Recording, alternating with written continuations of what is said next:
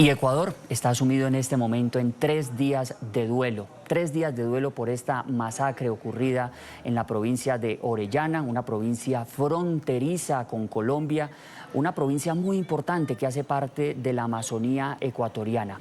Lamentablemente, esta zona pues ha sido permeada, ha sido invadida también por grupos criminales de origen colombiano. Aquí en nuestra pantalla ustedes ven el mapa para que nos ubiquemos geográficamente. Y es importante, ¿por qué? Porque fuentes de inteligencia en Colombia sitúan a estos denominados comandos de frontera, como se dicen llamar ellos, que realmente son disidentes de la otrora agrupación criminal de las FARC, pues están operando, según inteligencia colombiana, en estas zonas: Putumayo, Caquetá, Amazonas, también el Cauca en el suroccidente de Colombia y Nariño, también una zona muy importante de Colombia, fronteriza con Ecuador. Y para ampliar este tema de la situación de seguridad en Ecuador, saludamos a esta hora a John Paul Pinto. Él es máster en prospectiva y seguridad.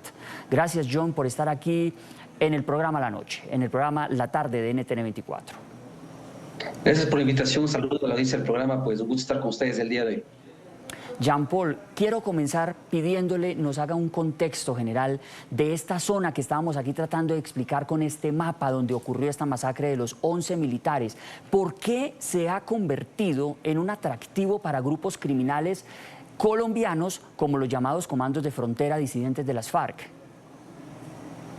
Bueno, primero, antes que todo hay que tomar en cuenta que es una zona que realmente ha sido abandonada por el Estado. El Estado realmente, en Ecuador, el tema de seguridad pasa también por un tema muy complejo que es la poca presencia del Estado. El Estado está ausente en muchos territorios, sobre todo en los temas de frontera, y eso ha hecho evidentemente que los grupos criminales hagan presencia ahí. Cuando el Estado no está, los grupos criminales son los que hacen presencia física en este tipo de zonas. A eso hay que agregarle que en las zonas donde hubo este tipo de ataques, evidentemente hay focos de minería ilegal. Entonces, evidentemente son zonas de gran riqueza donde los grupos criminales intentan evidentemente proveerse. Entonces, son zonas de conflicto. Y mira que esto no es nuevo. Estas zonas vienen siendo explotadas hace más de 10 años con pocos resultados, ¿no?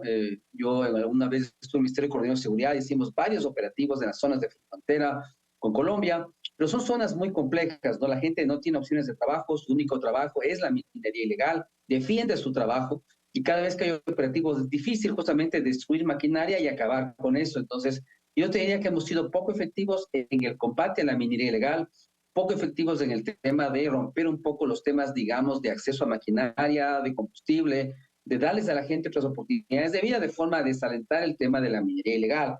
Entonces, en estas zonas siempre van a haber muchas economías ilegales, llámese minería ilegal, llámese cultivos ilícitos, el tema de fronteras permeables, el tráfico de armas.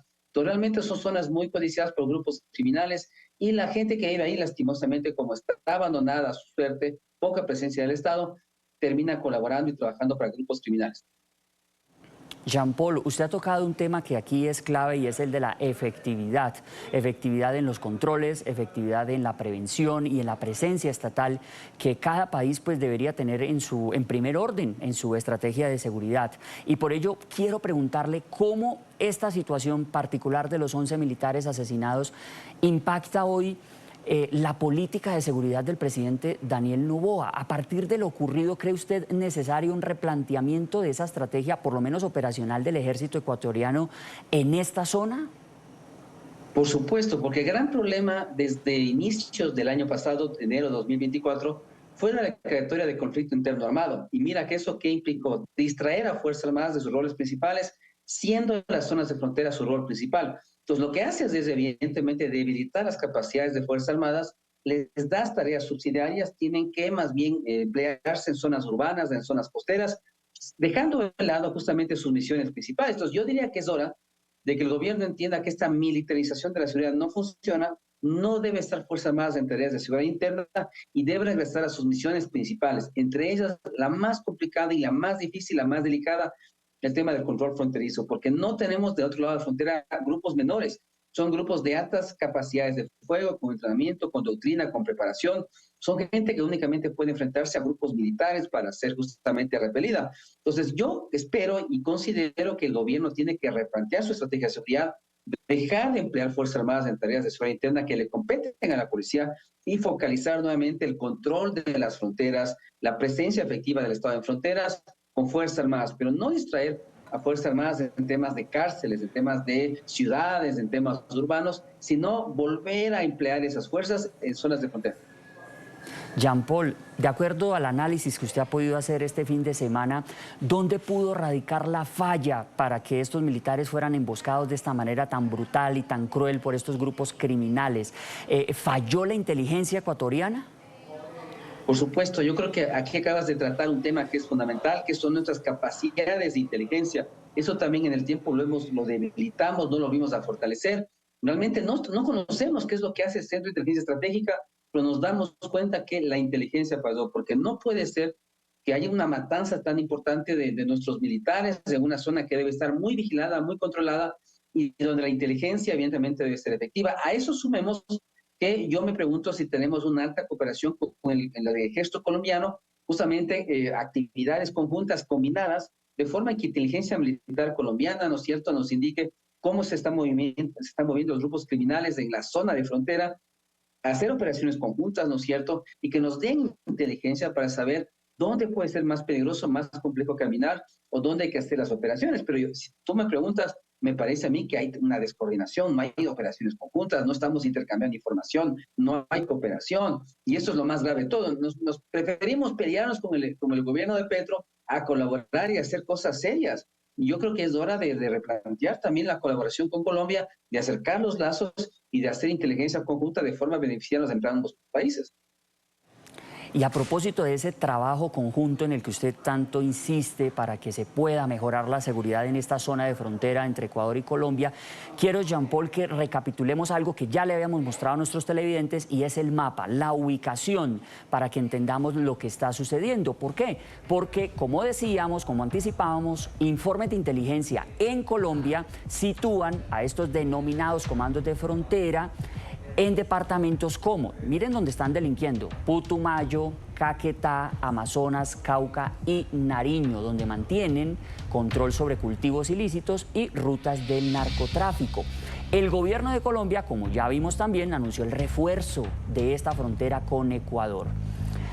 Y ¿hasta dónde, Jean Paul, podrá entonces exigirle el gobierno de Noboa al de Colombia, al del señor Gustavo Petro, una corresponsabilidad en esta problemática que estamos viendo hoy con esta masacre de los 11 militares? ¿Será suficiente solo un refuerzo en seguridad fronterizo o realmente el gobierno ya debe exigir una operación conjunta de la mano del gobierno de Colombia? Es fundamental, como tú bien lo acabas de señalar, esto es fundamental, reunirse ambas Fuerzas Armadas, ¿no es cierto?, compartir inteligencia, compartir logística, capacidades, porque estos grupos criminales son transnacionales, no conocen fronteras. Las operaciones se hacen tanto en Ecuador como en la zona colombiana. Es un solo territorio, es decir, ahí hay fronteras permeables y no hay realmente unos límites, digamos, estrictos. Entonces ellos pasan de un lado al otro, se proveen de un lado, vienen a descansar acá, vienen a curarse acá, vienen a proveerse acá, regresan después al territorio colombiano. Entonces las fronteras son permeables. Entonces, lo único que tal vez puede ser muy efectivo y seguramente lo será, son operaciones conjuntas. Hay que hacer operaciones militares conjuntas, compartir inteligencia, identificar a los blancos y neutralizarlos. Pero si estamos cada uno de nuestro lado por razones ideológicas y políticas y porque no nos gusta cómo piensa el otro, van a morir más militares y es una locura. Entonces, no importa cuál sea la ideología de cada presidente, tienen que trabajar de forma conjunta porque aquí hablamos de vidas humanas, de militares que han perdido la vida y eso tiene que estar por encima de cualquier tipo de ideología.